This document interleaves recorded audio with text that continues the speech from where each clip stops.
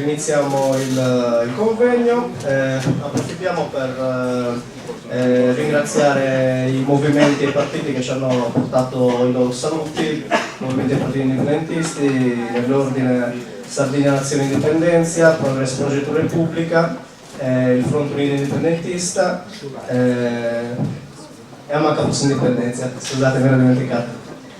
La seconda parte del convegno sarà strutturata in questa maniera. Praticamente faremo di nuovo un giro delle relazioni dei delegati sulla situazione del lavoro giovanile nelle rispettive nazioni. Alla fine di questo primo giro parlerà Lloriz, il rappresentante della gioventù basca, farà un intervento come quello che è stato fatto prima dal ragazzo palestinese. Poi l'ultimo giro delle delegazioni parleremo di istruzione, dell'istruzione nelle varie nazioni. Dopodiché alla fine ci sarà l'intervento della ragazza che viene dal Kurdistan, che è stata invitata a parlare della situazione del suo popolo. Andrea adesso introdurrà la prima relazione.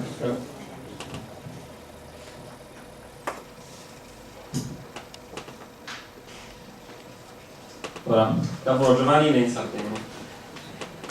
L'ultimo rapporto sul mercato del lavoro in Sardegna, con dati del 2012, afferma che il 31% dei lavoratori sardi tra 15 e 34 anni ha un contratto a termine.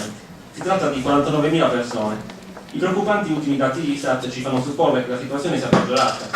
Il 54% di disoccupati tra i 15 e i 24 anni. Sono andati perduti almeno 6.000 posti di lavoro tra il 2013 e il 2014 nella stessa fascia di età.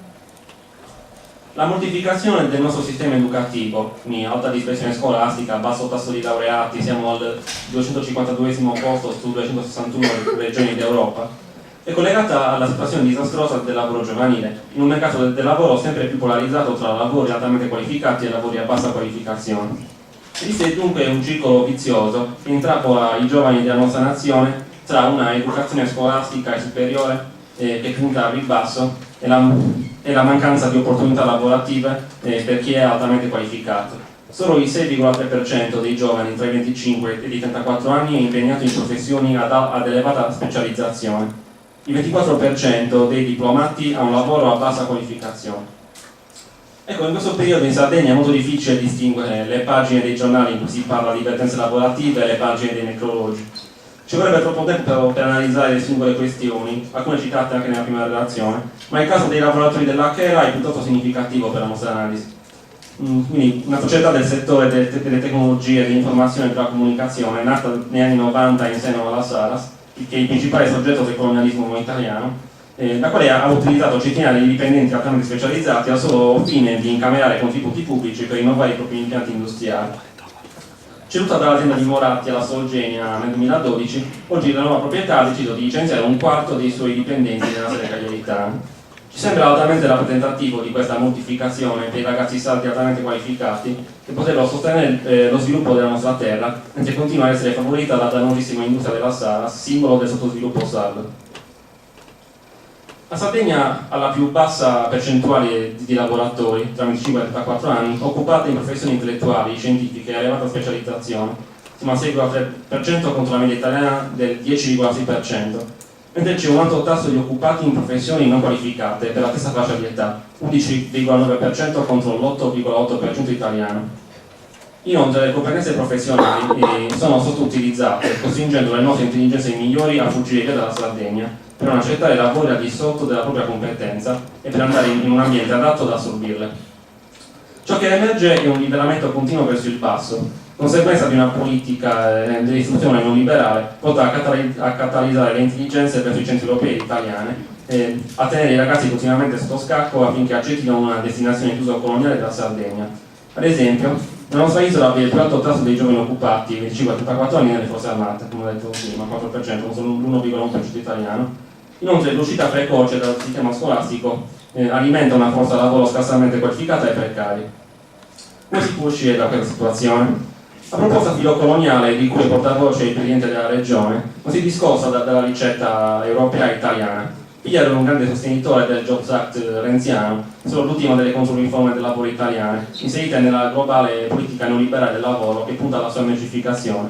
E Pigliero, insomma, guarda il problema del lavoro come ad una sommatoria di problemi individuali, di soggetti singoli da collocare nel meccanismo di domanda e offerta di posti di lavoro.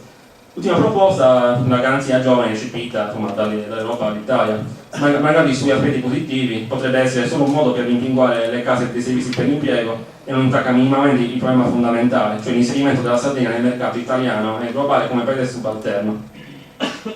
La storia della Sardegna dimostra come la questione sociale sia irrisolvibile senza la sua comprensione entro la lotta di liberazione nazionale.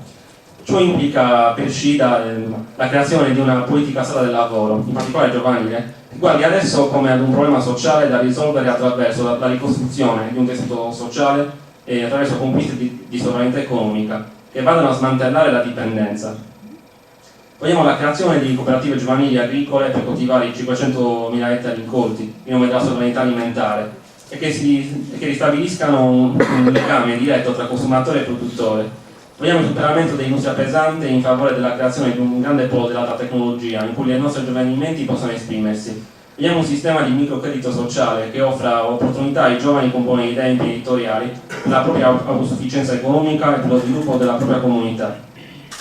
Infine riteniamo che la lingua sarda sia un ottimo strumento, privo di connotazioni etniche, senza riferimento al luogo di nascita, eredità familiare o provenienza, affinché ogni attività operante sul nostro territorio sia vincolata agli interessi del popolo sardo, inteso come coloro che vivono e lavorano in Sardegna. Occorre rendere obbligatoria la conoscenza della nostra lingua per accedere agli impieghi, selezionando il livello più consono all'attività che si deve svolgere. Questo implica nell'ambito privato di incentivare l'uso della lingua sarda. Studiare la lingua sarda, oltre ad essere necessario per rapportarsi con un popolo che per il 66% parla il suo idioma, è un segno di interesse nei confronti del nostro territorio, quindi nella volontà di risiedere in esso e di partecipare attivamente alla vita della nostra comunità. Grazie.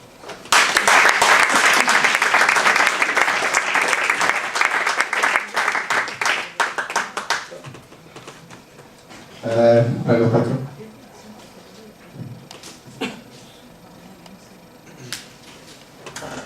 Alors, moi, je ne vais pas vous parler forcément, bon, ça se rejoint bien entendu. Alors, je vais vous parler tout d'abord d'un fossé qui est réel. C'est ce fossé qu'il y a entre une jeunesse dorée, une jeunesse aisée, une jeunesse riche que nous avons en Corse, e une jeunesse précaire. Vorrei parlarvi prima di tutto del divario che esiste in Corsica tra una gioventù ricca e una gioventù in condizioni precarie.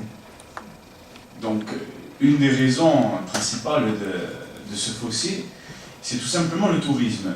Bien entendu, je pense que la Sardaigne a le même problème. Nous sommes une île en Méditerranée.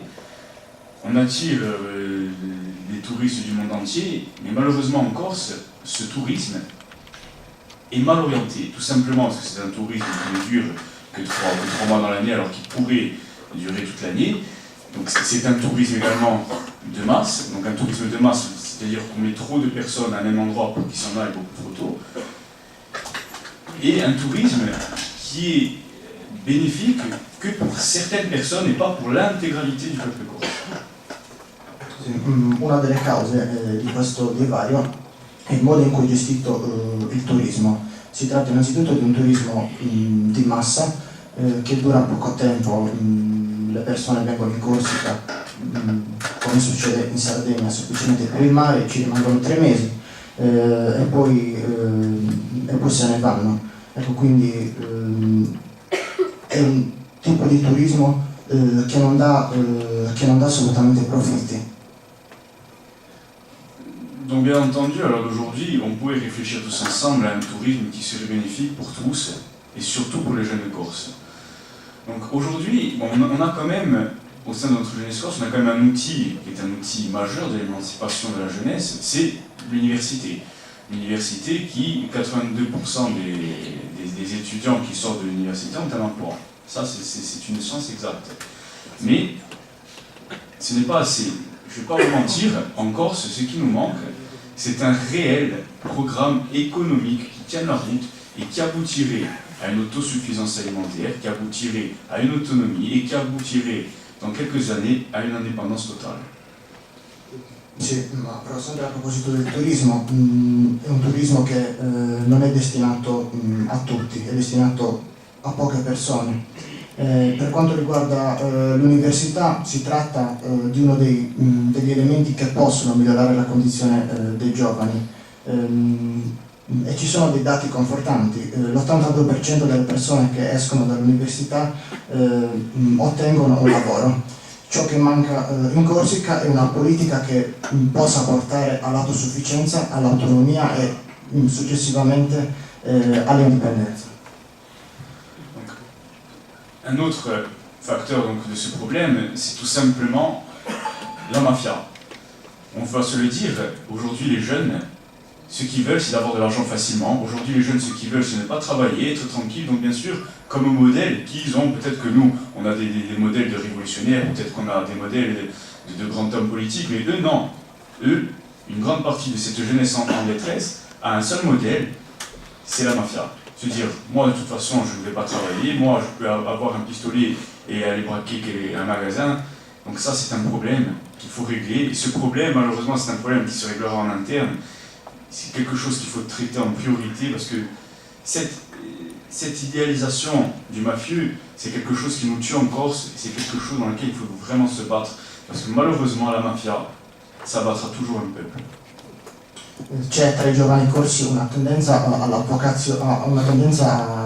idolatrare la mafia. Il fatto che i giovani non abbiano voglia di lavorare li porta ad avere come idoli i mafiosi, mentre noi possiamo avere come modelli da seguire degli uomini politici o degli uomini importanti, questi vedono come modelli i mafiosi proprio perché non hanno assolutamente nessun interesse a lavorare e si tratta di un problema che deve essere affrontato in modo prioritario. Heureusement aujourd'hui, beaucoup de Corses maintenant s'orientent vers une réelle idée, une idée politique, quel que soit le bord, que ce soit du libéralisme, que ce soit du socialisme, du communisme ou du nationalisme. Beaucoup de jeunes prennent conscience, beaucoup de jeunes travaillent, c'est vrai aussi. On a quand même au sein de notre pays de grandes innovations, que ce soit dans l'artisanat, que ce soit au niveau sportif, que ce soit dans les petites et moyennes entreprises.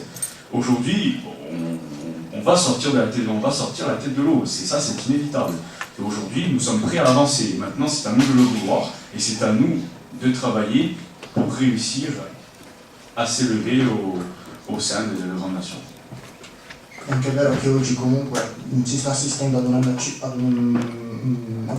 gioventù, ad un'emancipazione dei giovani che cominciano ad avere delle idee forti, idee di diverso tipo, che siano liberali o comuniste. Inoltre i giovani contribuiscono anche a valorizzare attività come l'artigianato e anche le piccole e medie imprese. Voilà, je vous remercie.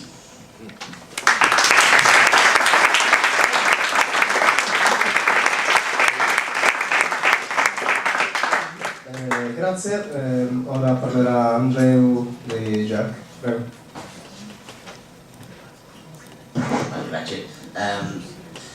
Per parlar del treball, sempre va bé veure quin és el nombre d'aturats juvenils que hi ha al conjunt dels països catalans i podem veure que hi ha una certa diversitat, va des d'aproximadament un 40% d'atur juvenil en els llocs que hi ha en millor situació, que és bàsicament al nord de Catalunya, fins a un nivell de més d'un 55% a llocs com les illes i als llocs on sobretot el turisme té més pes.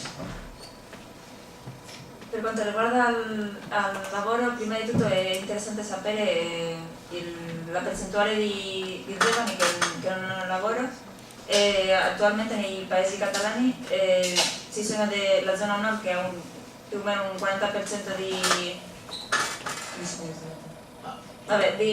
giovani che non hanno lavoro e invece nella zona delle isole si raggiunge il 55% di non lavoro. A partir d'aquí el que ens trobem és una confrontació de dos models completament oposats de com s'ha de solucionar el problema de l'atur juvenil, no? De tota aquesta zona que alguns anomenen la perifèria d'Europa, que segurament ens afecta a tots aquí. Doncs bàsicament és una confrontació de dos models, el model que ens volen vendre fins ara i el model que hem d'anar construint, que ha de ser completament oposat. Per lavorare contro questa mancanza di lavoro ci sarebbero due modelli opposti per i paesi questi della periferia, che c'è quello che hanno fatto fino adesso e i nuovi modelli che si dovranno seguire. Quin és el model que ens han imposat, no? Al final, la idea és molt simple i malauradament funciona, que és molt greu dir-ho. La idea és molt simple: si ens baixem el sou i tenim menys drets, al final hi haurà més gent que ens voldrà contractar. Això és el que ens han dit des que va començar la crisi, que diguéssim patim tots des de l'any 2008. Il modello che ci hanno imposto fino adesso è simple, guadagniamo meno soldi, ma e così c'è più soldi per altra gente a lavorare, che alla fine è quello che dicono, ma non vale. Per exemple, no només és baixar el sou, sinó també és perdre drets. Per exemple, quan avui en dia, si més no a Catalunya, la majoria d'empreses es dediquen a contractar autònoms i no treballadors, és a dir, persones que els impostos ara el paguen el treballador i no l'empresa. Adesso, a parte di pagare meno, di avere uno stipendio più basso, ci sono meno diritti e le agenzie adesso cominciano a prendere le persone che lavorano di autonomi, quindi tutte le tasse le devono pagare loro e non le deve pagare l'agenzia. Aquest sistema, de fet, està fent que ara el govern conservador del Partit Popular pugui dir que a l'estat espanyol es crea més treball, hi ha més gent que treballa. I malauradament això és veritat, perquè hi ha més gent que treballa, però sé gent que treballa i és pobra a la vegada. Il governo centrale adesso dice, grazie a questo modello che sta seguendo, dice che sì, che c'è più lavoro, ma purtroppo c'è più gente che lavora, ma con delle condizioni che non... Sono povere. Sì, che guadagnano meno soldi, quindi sì, lavorano ma poveri comunque. Per això nosaltres presentem un model que és completament oposat i que jo crec que hem d'anar, diguéssim, plantant-ho d'arreu. En primer lloc, hem de veure treballar com una cosa de tres potes, de tres punts diferents. El primer, la manera en què els joves arribem al mercat de treball. En segon lloc, com és aquest mercat de treball. I en tercer lloc, quin tipus de feines hi ha en la nostra societat. Il modello proposto, il nuovo modello a seguire sarebbe la proposta che facciamo, sarebbe un modello di 3 punti, che sarebbe prima di tutto vedere come si arriva al lavoro, come il lavoro questo che si offre adesso per i giovani e i tipi di lavori che si possono sviluppare. Per exemple, un problema que tenim avui en dia és que molts joves o estem a la universitat, jo he tingut la sort d'anar a la universitat, però hi ha molts altres que no van a la universitat i que directament són apartats del mercat de treball. I és un problema perquè no tenim una oferta per a aquesta gent, si més no a casa nostra, a Catalunya. I per tant, nosaltres ens hem de posar a treballar perquè 1 milió de persones puguin estudiar de nou i puguin ser capaços d'entrar en el mercat de treball.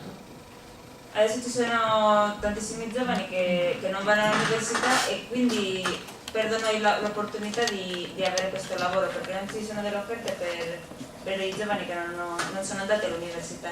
E si dovrebbe cercare il modo di far arrivare la possibilità di andare all'università o di avere offerte di lavoro per circa 1 milione di persone, di studenti, di giovani.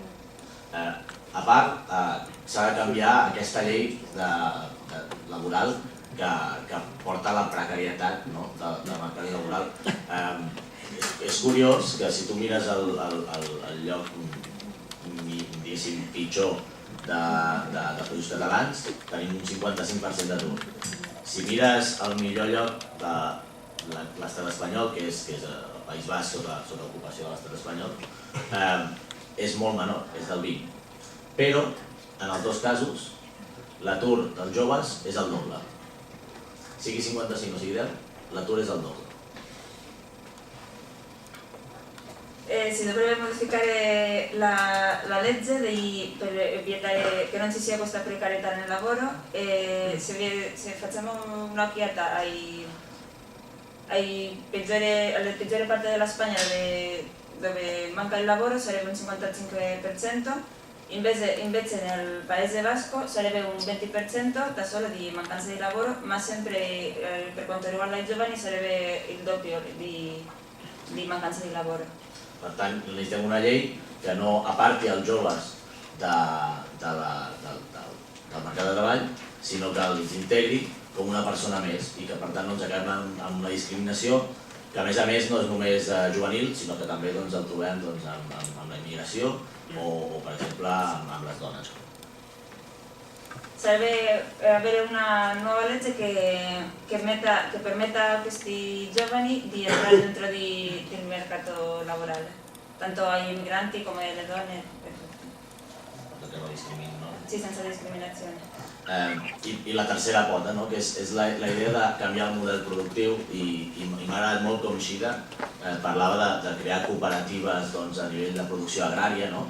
És a dir, models que permetin no tant en si mateix que una gran empresa que ens salvi a tots, sinó canviar el model productiu en el qual tots puguem trobar una feina.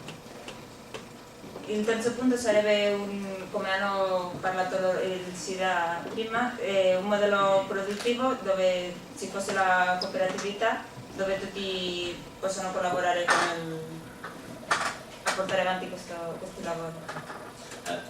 Hi ha una paraula que és una paraula castellana, com ha de ser, que és pelotazo, que és com pelotazo, no pot ser traduït, que és la idea de posar molts diners en una cosa i creure que amb això ens salvarem. I això vol dir fer trens sense passatgers, aeroports sense avions o parcs temàtics sense avions. C'è una parola che la traduzione non che sarebbe mettere molti soldi per certe infrastrutture come sarebbe il treno che va più veloce o fare delle cose che alla fine la gente non usa perché sì, metti molti soldi per questo treno ma dopo la gente non può pagare perché è troppo caro quindi non è servito a niente, che è quello che stanno facendo adesso, mettere tantissimi soldi per cose che alla fine non serve per la società. I per tant simplement hem de crear una inversió en noves tecnologies, en producció agrícola, en indústria, en coses que realment serveixin per crear treball i no per simplement enriquir uns pocs. Sarebbe invertire nella industria agricola tutto per fare arrivare il lavoro a tutto il mondo, non solo per fare guadagnare soldi a 4 persone e basta. L'últim, per exemple, ahir el govern espanyol, ja per acabar, va donar 1.400 milions al president del Real Madrid, del futbol del Real Madrid, que té una empresa de construcció i va fer una planta de gas que fa terratrèmols, no sé si... Sí.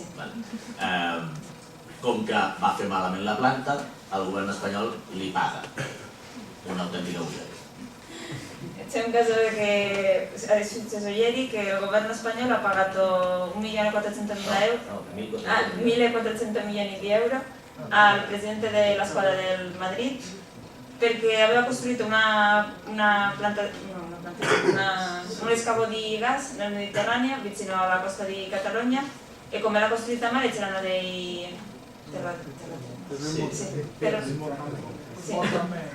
e quindi come l'hanno fatta male il governo le ha pagato questi 1.400 milioni di euro perché il povero non ha potuto fare quello.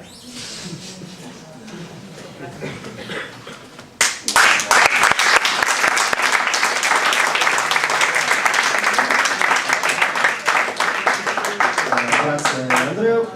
Ora la parola Prego. Young people across Europe have been hit the hardest by the recent economic crisis. Ireland is no exception to this. We as young people face serious challenges in our attempts to enter the labour market. One challenge being that the opportunities are very rare due to a lack of jobs, and the 26 counties has one of the worst ratios of job seekers to job vacancies within the EU, with 28 job seekers for every vacancy there is. We have billionaires coming to Ireland trumpeting the cause of job creation, only to use and abuse job internship schemes to get cheap labour. I giovani di tutta Europa sono stati la categoria colpita più duramente dalla recente crisi economica, l'Irlanda non fa certa eccezione. Noi in quanto giovani dobbiamo affrontare serie difficoltà nei nostri tentativi di entrare nel mercato del lavoro. Una di queste difficoltà è che le opportunità sono rare a causa della mancanza di posti di lavoro. L'Irlanda del Sud ha uno dei peggiori rapporti domanda-offerta di lavoro, con 28 candidati per ogni posto disponibile. Ci sono dei miliardari che continuano ad arrivare in Irlanda, stroncazzando la causa della creazione di lavoro, soltanto per usare e abusare i sistemi di tirocinio per ottenere lavoro più economico, cioè una forza lavoro più economica.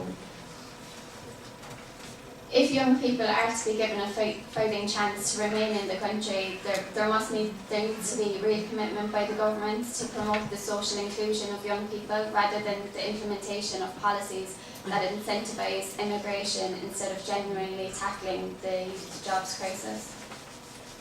Se si vuole dare una possibilità concreta ai giovani di combattere per rimanere nel proprio paese, è necessario un impegno concreto da parte del governo per promuoverne l'inclusione nella società, l'inclusione dei giovani nella società, piuttosto che la continuazione di politiche che incentivano l'emigrazione invece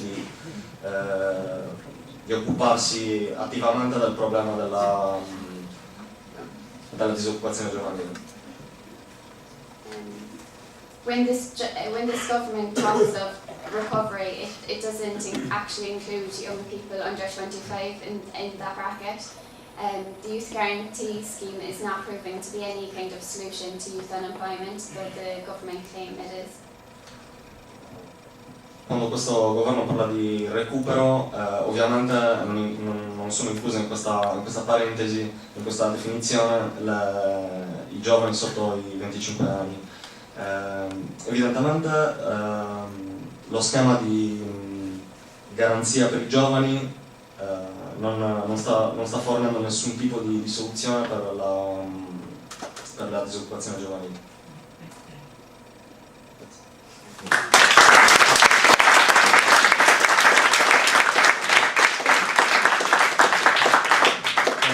Ringraziamo le delegazioni. Volevo ricordare che è possibile fare delle domande per iscritto. Dovreste andare se volete fare una domanda a qualche delegato, le domande poi saranno fatte alla fine del convegno. Se qualcuno ha qualche domanda da fare, al banchettino la scrive, poi verrà selezionata per motivo di tempo, al massimo una domanda per delegazione. Ora do la parola a Juric, il rappresentante della Gioventù Basca. Prego.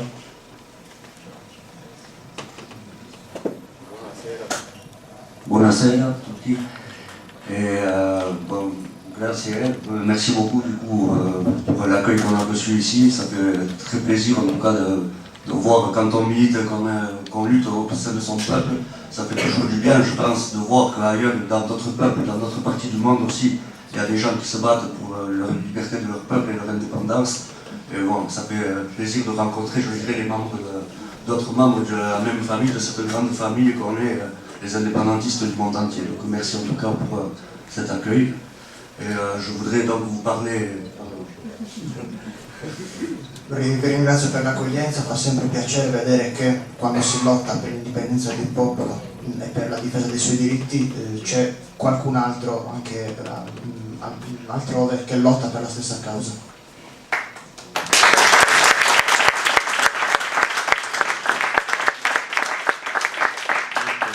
Moi, je voulais en fait, tant que vous parlez aujourd'hui de la situation en Euskal-Herri, au Pays Basque, c'est depuis les 4 dernières années parce que la situation a beaucoup changé. Il y a 4 ans, donc, l'organisation armée État a déposé les armes et depuis on a un nouveau cycle complet qui s'est changé avec une complète métamorphose, un complet changement de la façon de militer et de la façon de la stratégie pour gagner aujourd'hui et donc pour obtenir notre indépendance. Dopo che l'ETA, l'organizzazione dell'ETA, ha deposto le armi, c'è stata una metamorfosi nei modi in cui i Paesi Baschi fanno valere i loro diritti e il loro desiderio di indipendenza.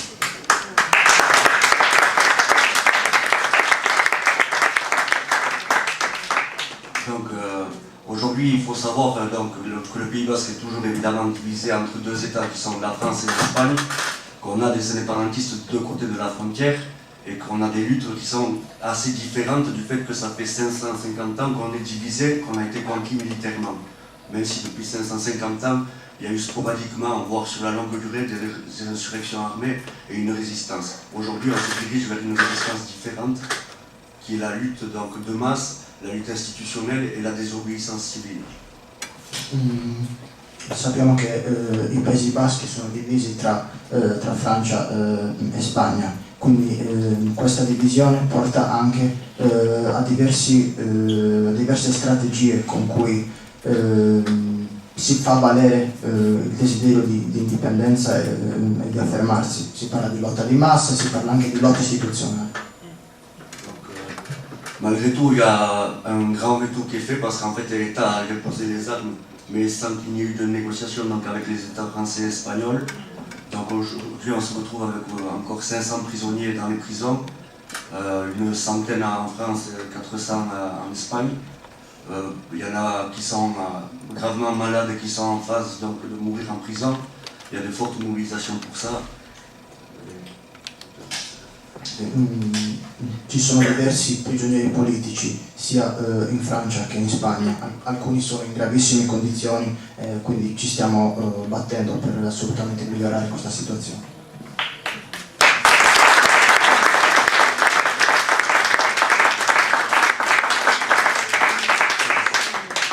C'est un problème, c'est aussi une stratégie vu qu'il n'y a pas de négociation. Paris et Madrid profitent du fait qu'il y ait des prisonniers parce qu'ils savent qu'en se battant pour la liberté des prisonniers, c'est autant de temps qu'on ne passe pas à militer pour la liberté de notre peuple. È una strategia perché Parigi e Madrid sanno che se siamo impegnati a batterci per liberare i nostri prigionieri politici, la nostra mente è distolta dall'obiettivo principale di ottenere l'indipendenza. Donc c'est beaucoup de temps perdu, c'est beaucoup de coûts pour les familles parce qu'il faut savoir qu'ils sont dispersés. On les envoie dans le sud de l'Espagne ou dans le nord de la France. Et c'est une peine aussi pour la famille parce qu'il y a tous les ans des accidents donc de la route. C'est une double peine. Ci sono molte persone disperse nel sud della Spagna o nel nord della Francia. È una situazione gravissima che crea tanti problemi anche alle famiglie, tanto più che ogni anno ci sono diversi incidenti. Mais malgré tout, donc on se rappelle, même si la mobilisation pour les prisonniers est forte, on se rappelle qu'eux ils sont rentrés en prison pour une cause qui est l'indépendance, donc évidemment il y a d'autres actions et il y a des dynamiques autres que les prisonniers, je vais vous en parler. C'est donc contre la spéculation immobilière.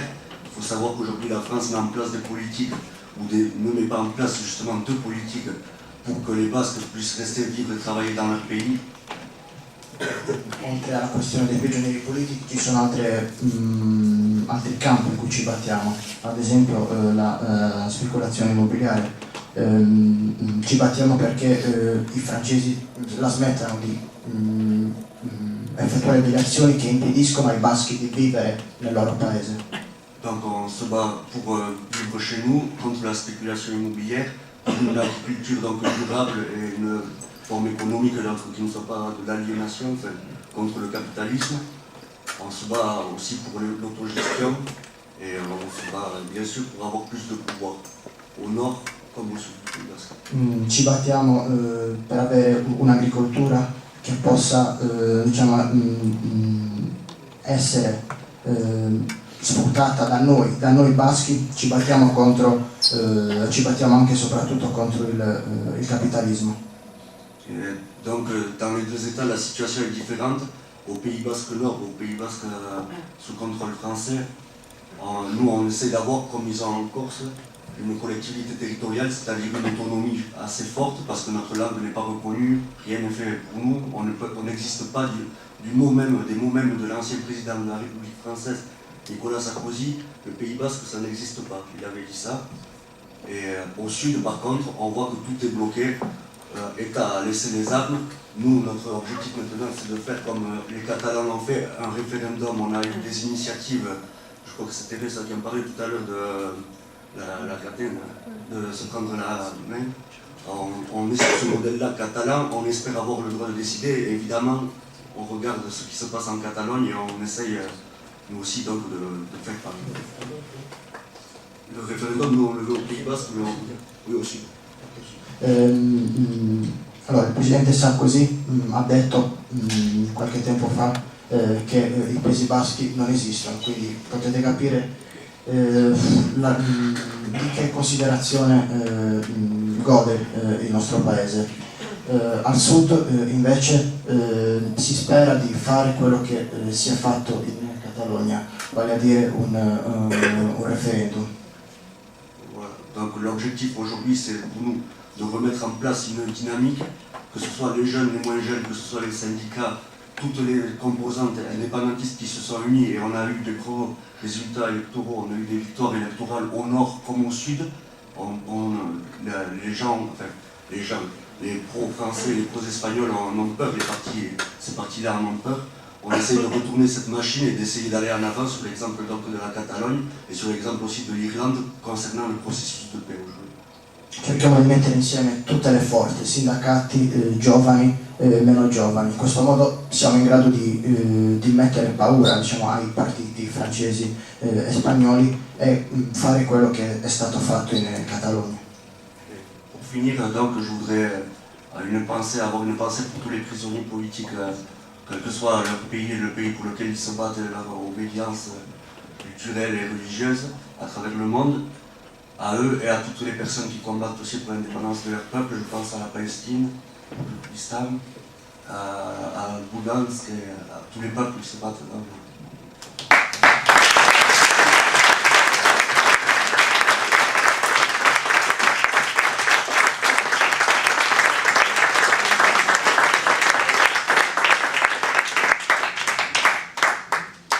Grazie, ora Andrea introdurrà l'ultimo argomento di dibattito che riguarda l'istruzione all'università.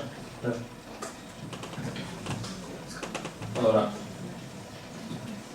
l'internazionalismo non è un sentimento romantico, ecumenico, patrimonio di comunità di hippie o di qualche intellettuale cosmopolita.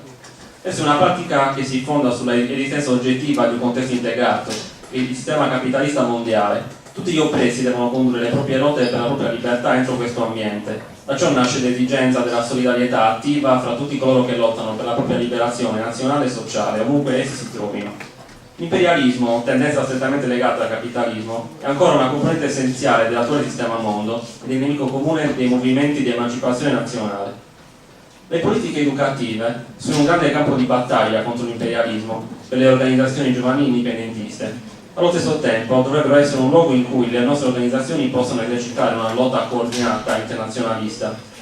La politica del processo di Bologna punta a versare il valore dall'istruzione, la creazione di centri e periferie universitarie, concependo l'educazione solo all'interno del progetto del grande polo capitalista europeo, progetto che dovrà competere con gli altri grandi poli protagonisti di questa globalizzazione.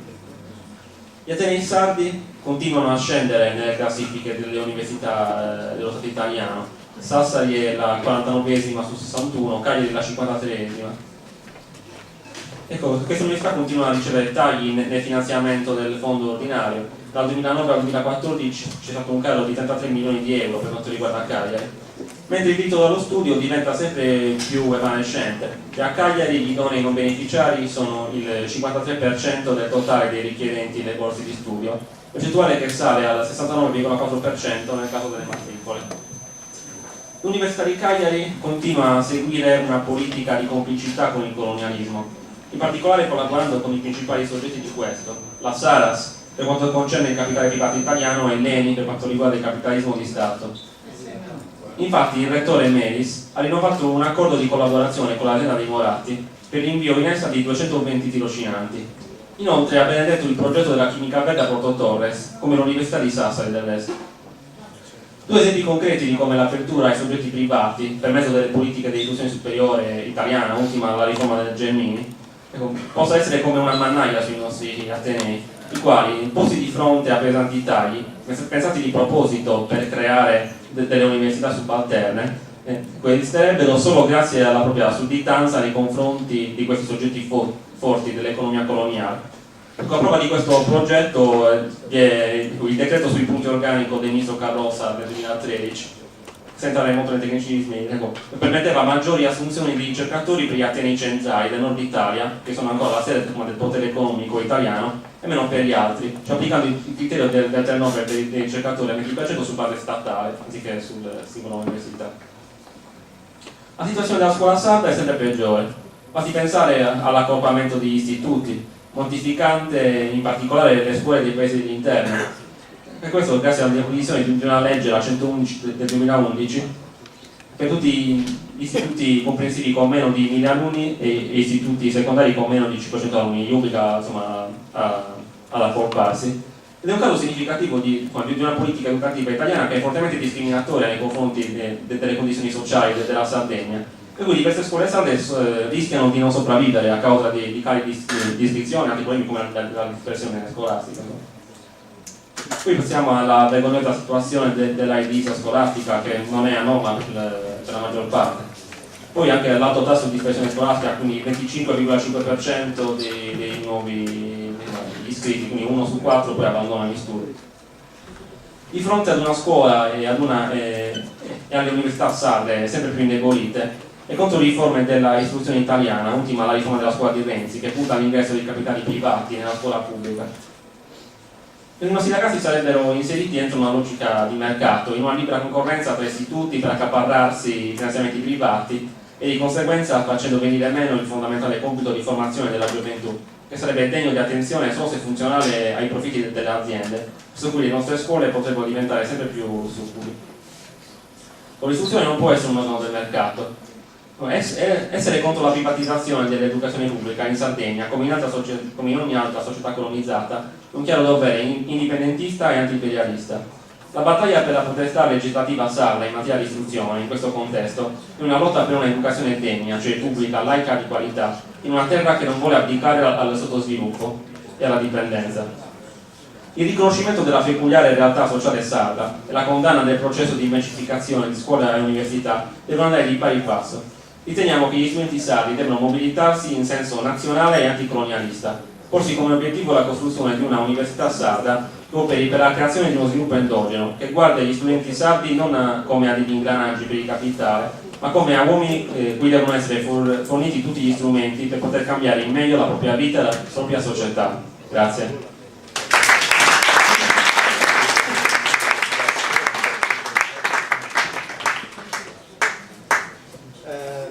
Passiamo la parola direttamente ad Andreu di Giac. Sí.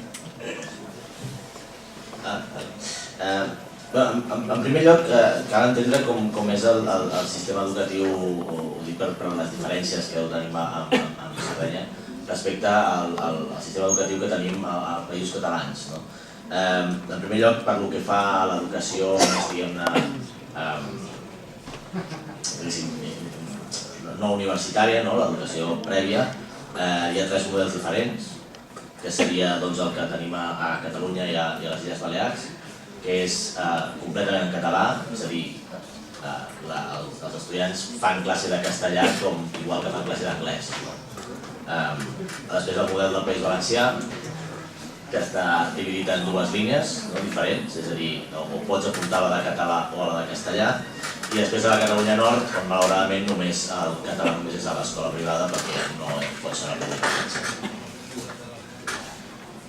Per parlare dell'educazione lì a Catalogna, prima di tutto dobbiamo capire come è organizzato, già che ci sono delle differenze tra Sardegna e Catalogna. Ci sono 3 modelli, che sarebbe Catalogna e Isole Baleari, dove è tutto l'insegnamento in catalano a livello delle scuole, della scuola media.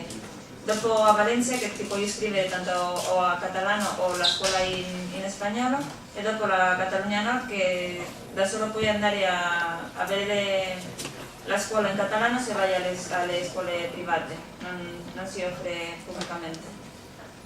També a nivell universitari jo crec que la principal diferència és que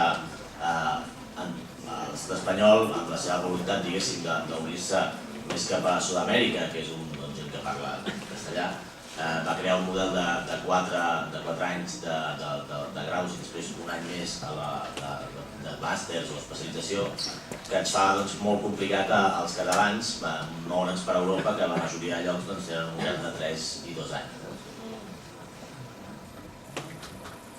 El gobierno español a livello dell'università aveva deciso che per aprirsi al mondo di Sud America ha deciso di fare l'educazione di fare 4 anni di università più 1 di specialistica, sarebbe più o meno come qua, e invece di a Catalogna ci sono 3 anni più 2. No, non l'ho messo bene. No, que Catalunya és 3, o sigui, volem que siguin 3 més 2. Sì, fino adesso è 4 più 1 e a Catalogna vorrebbero che fosse 3 anni più 2 come è qua o anche a livello europeo. A partir d'aquí, quina és la política, diguéssim, de l'estat espanyol avui en dia amb les universitats i amb l'escola? Bàsicament, tot es basa en un projecte que és de recentralitzar l'estat espanyol en tots els àmbits. En aquest sentit, primer, a nivell educatiu, es va crear la LOMCE, que és una llei que en el seu propi redactat parla que l'objectiu dels nens o dels joves és que siguin bons pel mercat de treball i que bàsicament el que ha d'aconseguir és l'eficiència econòmica del sistema. A livello del governo spagnolo hanno deciso di centralizzare tutta l'educazione, la legge questa, la LOMCE si chiama, e con l'obiettivo di educare ai giovani per essere buoni lavoratrici e fare guadagnare dei soldi, invece di imparare delle cose da solo per conoscenza.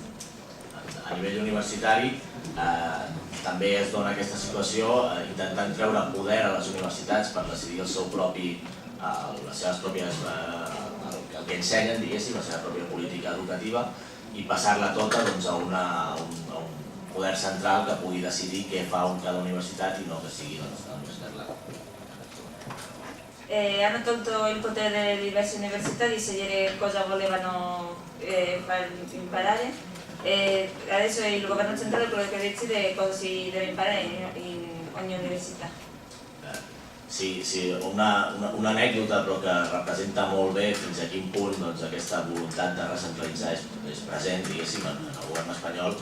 El ministre d'Educació d'Espanya, el ministre Wert, va sortir al Parlament i va dir que el seu objectiu polític era espanyolitzar a los alumnos catalanes.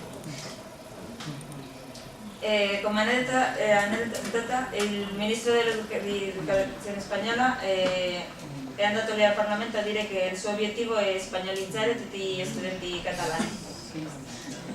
El seu objectiu podria ser que aprenguessin coses, no? Sì, invece di che i giovani imparino delle cose, no, l'obiettivo è farli spagnoli. Llavors, a partir d'aquí també tenim tot el problema de les massives retallades de pressupostos que ens ha tocat viure, a mi també a la universitat, i que afecta greument a la capacitat de poder fer política educativa, per tant, educació. Adesso ci sono tantissime mancanze di soldi, che hanno tolto tantissime le aiuti che davano all'università, stanno togliendo tutto, quindi si vede che l'educazione ogni volta va peggio. perché non ci sono dei fondi per portarlo avanti.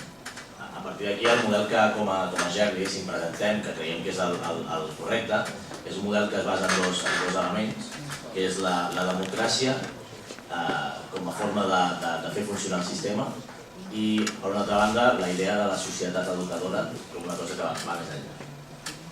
Il modello che presentiamo come GER sarebbe formato di 2 punti, uno di democrazia per far funzionare l'educazione e l'altro sarebbe fare una società educadora. Democràcia, què volem dir amb això?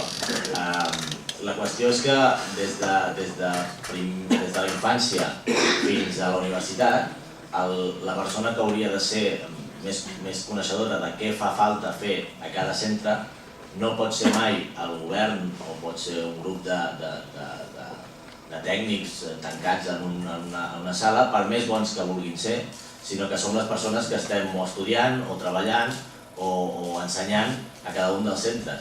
Des dels 3 anys, on també els nens i nenes poden decidir què volen fer, fins a la universitat, on hauríem de poder decidir quines coses fem i no que ens ho vinguin marcant constantment. Quando parliamo di democrazia ci riferiamo che dai bambini fino all'università non è logico che sia il governo quello che decide cosa si deve fare imparare o cosa devono voler imparare gli studenti, sino che sarebbe più logico che le persone che lavorano o gli studenti stessi potessero decidere cosa vogliono imparare.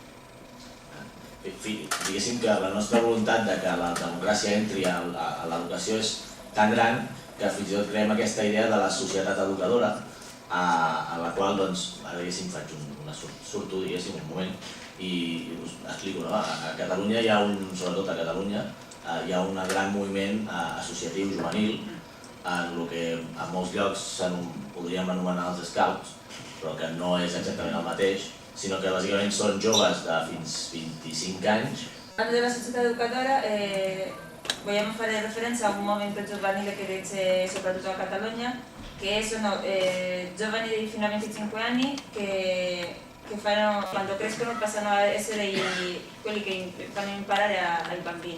Nei 25 anni ci sono molte associazioni che portano...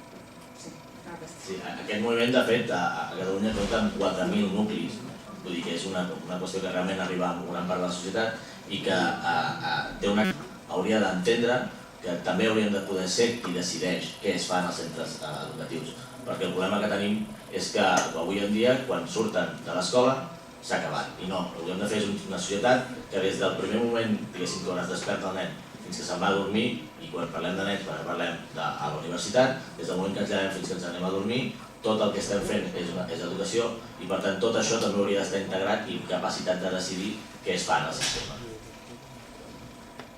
Queste società educative adesso ci sono circa 4.000 associazioni in Catalogna, quindi pensiamo che dovrebbero poter decidere anche loro cosa si dovrebbe imparare e fare imparare, e che non solo ci sia educazione nell'ambito della scuola, sino da che ti svegli fino a che vai a dormire, è sempre un processo di educazione che dovrebbe essere incluso dentro di questo modello educativo.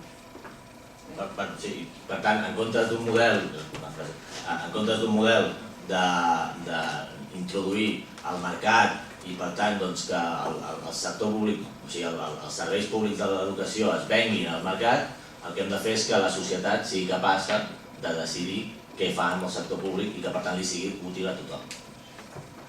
Invece di formare dei giovani perché entrino al mercato lavorale e facciano guadagnare dei soldi, sarebbe che... No, sí, en comptes que ens venguem a una societat mercantil, deixem que sigui la societat la que porti el propi sistema. Sì, che la società potesse decidere cosa vuole fare per andare più avanti.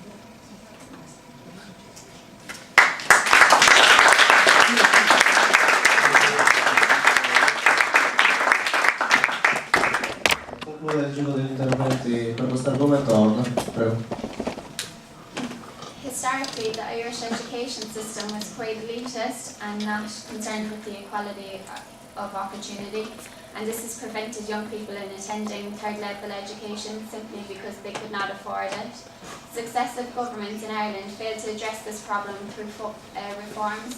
In recent years, the Irish education system has tried to focus on widening access and participation, yet there are still hints of the past government's mistakes. During these years, we have also seen the cost of going to university increase. Fees are rising from 900 in 2008 to 2,750 for 2014 and 15. No reforms are in place to tackle the increase of college fees. It is shameful that in the 26 counties it is the Labour education ministers who, in spite of their pre-election pledges not to increase the student fees, are implementing the type of regressive policies that deny equality of access to third level education. Many students see the increase in the student contribution fee and the reduction in the student grants as a massive. Storicamente il sistema educativo irlandese è sempre stato abbastanza elitario, poco preoccupato di fornire pari opportunità. Questo ha impedito a molti giovani di frequentare gli studi universitari per il semplice fatto che non potevano permettersi. I vari governi in Irlanda hanno fallito nell'occuparsi di questo problema attraverso le riforme.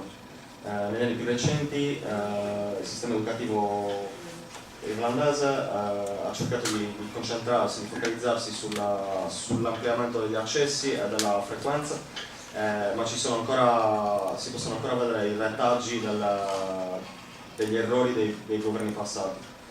Nel corso di questi anni abbiamo anche assistito alla crescita, all'aumento del costo degli studi universitari nell'Irlanda del Sud, con le tasse di iscrizione che sono salite dai 900 euro del 2008 ai 2750 per l'anno 2014-15, un aumento del 150% nel corso di questi anni. Non c'è nessuna riforma al momento per impedire l'aumento dei costi universitari, ed è una vergogna che nelle 26 comunità, cioè nell'Irlanda del Sud,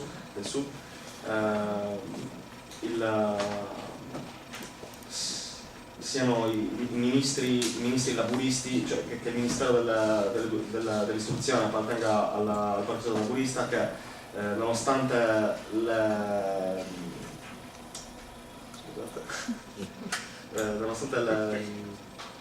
i progetti, le promesse fatte prima delle elezioni di non aumentare le tasse universitarie, stanno continuando quel tipo di politiche regressive che negano la parità di accesso all'istruzione universitaria.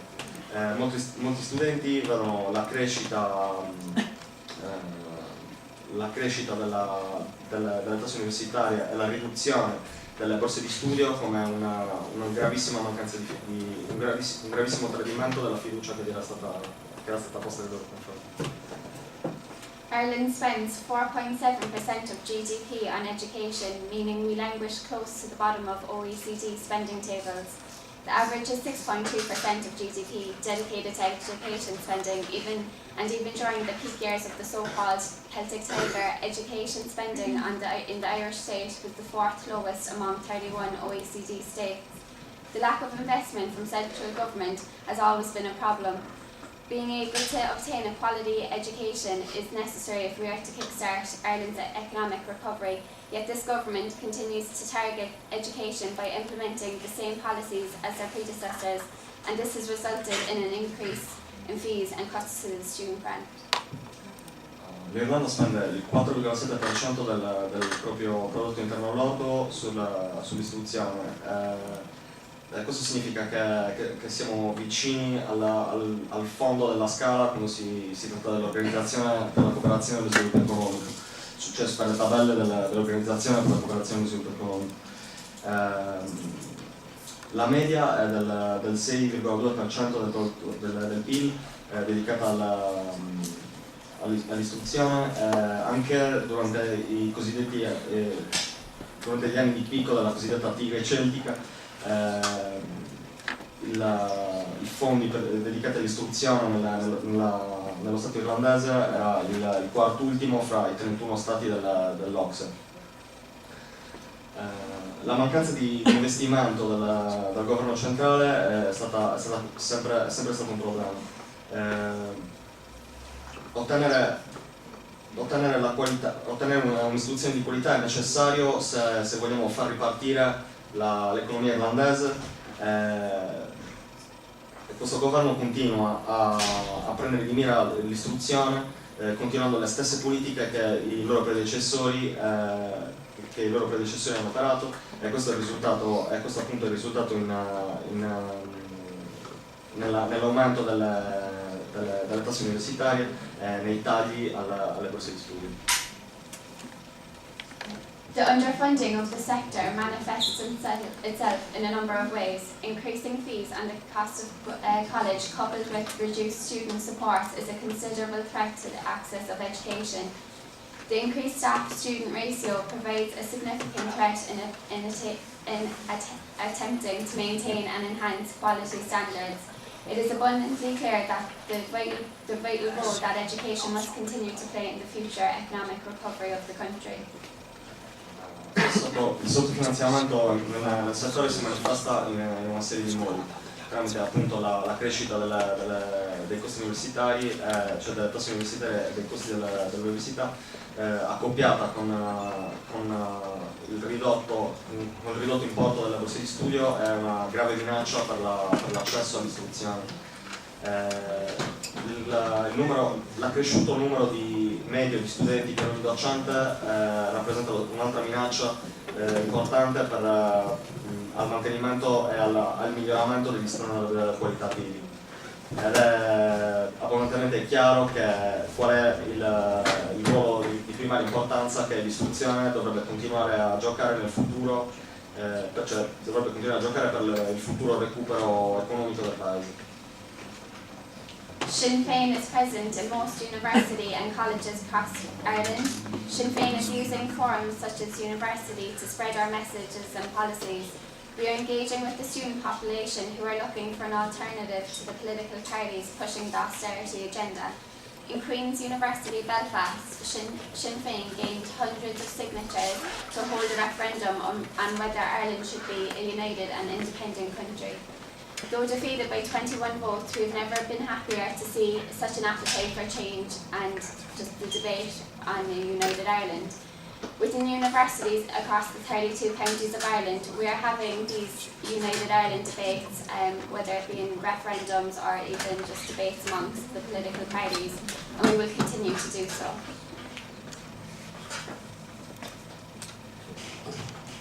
Il Sinn Féin ha aree di dibattito come ad esempio le università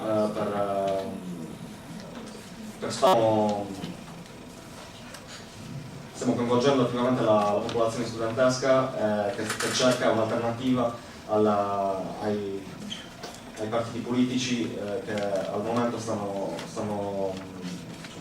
promuovendo lo schema dell'austerità. Nella Queen University di Belfast, il Sinn Féin è riuscito a ottenere centinaia di firme per indire un referendum